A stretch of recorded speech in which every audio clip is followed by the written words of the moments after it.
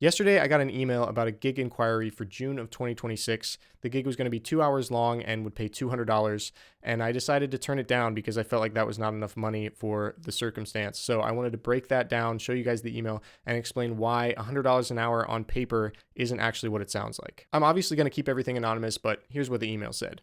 Hello, are you available for the following event? List the date, the location, which is about an hour away from where I live. The time is 5 to 7 p.m. and it pays $200. It says that it's a wedding cocktail hour with a jazz quartet. Now, my first thought was, for a Saturday night and for traveling out of town, that's just almost half of what I normally make on wedding gigs. So it doesn't really seem worth it, but I decided I would at least try to send the person that was booking the gig a number that would make sense for me and see what they said. So here was my response. Hey, I'm available that night, but that's a very low rate given that I'm in Pittsburgh. I typically would need at least $400 to make that work. If that's out of the budget, I'm happy to send some local musicians based your way. I should add that the person that is calling me for this gig is someone that just manages like an agency. So they book events and they don't actually play the events. So they're not even based in Pittsburgh where I am. They're based somewhere in a different city and they just like book events all over the city and send emails to local musicians and try to get them on the gig. And I have played a handful of gigs with this person before. It was many years ago and I don't remember what it paid, but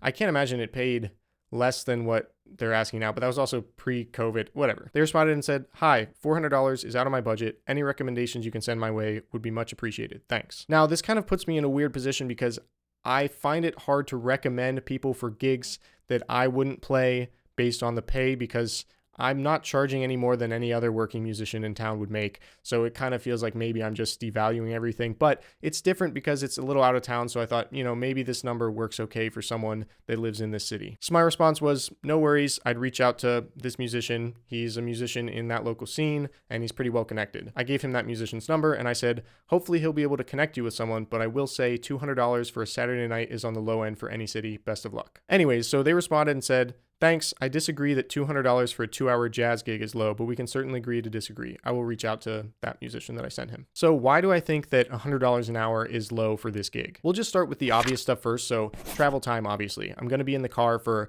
over an hour there and over an hour back. So the 2-hour gig is now a 4-hour gig. On top of that, when you're playing gigs as a musician, it's not like a normal job where if your shift starts at 4 o'clock, you show up at 3:56 and then you go clock in at 4 and then you work your shift. So I'm going to have to get there probably 45 minutes early, maybe an hour, because typically when gigs are further away, for me personally, the further away the gig is, the earlier I like to get there because that gives me time to run into an accident or into a construction zone or have there be traffic for whatever reason or make a wrong turn if it's somewhere that I've never been before. So things like that, I like to give myself plenty of extra time because no one likes to rehire a musician who has been late. So I know that's bad for my reputation. So I always try to give myself enough of a buffer. So realistically, the total time this gig is going to take up is probably somewhere around 5 hours. Now you might think $200 an hour divided by 5 hours, that's still $40 an hour. That's still pretty good. But now I have to pay self-employment taxes on top of that. So realistically, I'm going to be making probably $28 an hour. If you want to think of it that way, as I usually put aside 30% for taxes. So that still doesn't sound that bad, right? Based on just the time aspect of it. But there are a few other things that I wanted to mention. So gas, I'm going to be spending money on gas. And the way it actually works, if you guys remember how much I make as a 24, 25-year-old musician. I don't remember what the title was, but I broke down how mileage rates work. So the IRS issues a mileage rate that you can deduct every year. I think this year it's probably 66 cents, somewhere around there. I'll put it on screen if I'm wrong. So I'll be deducting that from my income. And that's not a direct expense, but that is something that will lower my taxable income because you can't expense the gas that you actually put in your car. So that's kind of how they do it. Another thing to think about is musicians have to spend a good amount of money on their gear and their equipment. So that's obviously not provided by your employer or the person that's hiring you. I'm responsible for owning my own gear, maintaining my own gear, buying my own reeds, all of that stuff that goes along with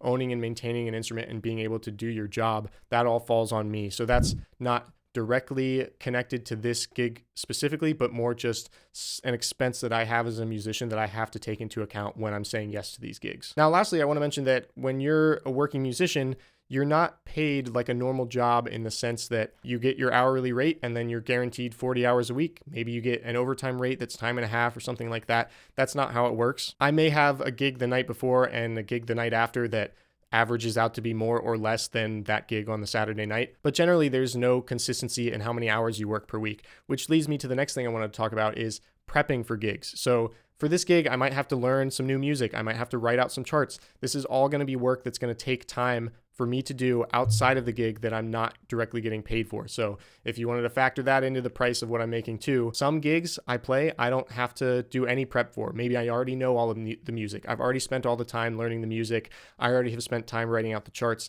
But there are some gigs that I'll say yes to, and it ends up taking me 2 to 4 hours of writing out a bunch of charts. Maybe I'm writing it out for a full horn section, whatever the case may be. So that does end up taking up time outside of the gig that you're not directly being paid for. So at the end of the day, why would I say no to this gig? Well, a big reason for me is that gig is 7 months out.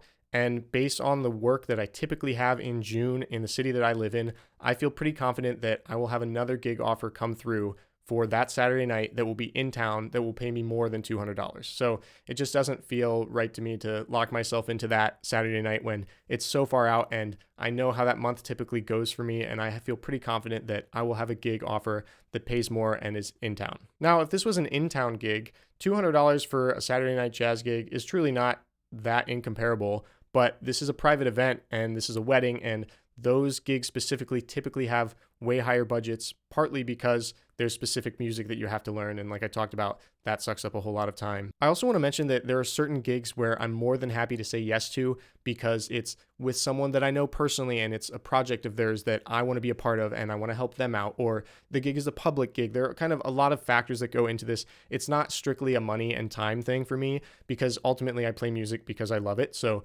there's like a fine line there of like, what am I doing for work and what am I doing for enjoyment? And when those things come together, that's a really special thing. But I made a separate video about like working musician versus an artist, so I'll put that somewhere in the description. But I did want to mention that this isn't just I'm trying to make as much money on every gig as possible. There's certainly instances where I'm more than happy to make less than minimum wage, to go be a part of some project or play at something that I really want to play or I think will lead to other gig opportunities. So there's a fine line there, and I'm still trying to figure out how to toe that line. I do think it's important to be aware of what you're saying yes to, because people often will ask for less and less and less and less, and people will say yes to lower and lower and lower paid gigs, and that just kind of brings the value of every musician's work down. So I'm obviously trying to be aware of that as well. There's a part of the music industry that I don't fully understand and don't really know much about, and that is the musicians union. And I have friends that are part of the union, so maybe that's something I can make in a future video, is talking to them about their experience and how that kind of affects what they're able to charge and what they make. Anyways, I hope this video was at least interesting or helpful. Leave me some comments down below. Let me know when you say yes and when you say no to a gig. I know I have a lot of working musicians that follow me, so I'm always curious what other people's kind of guidelines are. But thank you so much for watching. I'm going to leave my merch and my Patreon linked in the description if you want to help support my channel. That's a great way to do so, and I'll see you guys in the next video.